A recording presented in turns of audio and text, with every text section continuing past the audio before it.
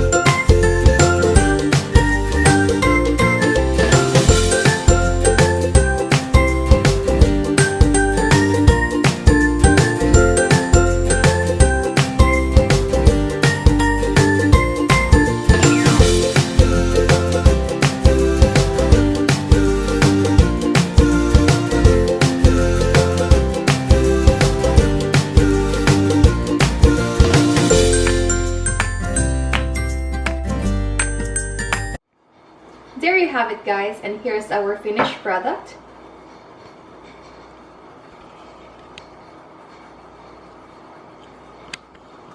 Thank you for watching, and I hope you guys like this video, and if you did, don't forget to put a thumbs up, subscribe to our channel, and see you on our next one. Bye!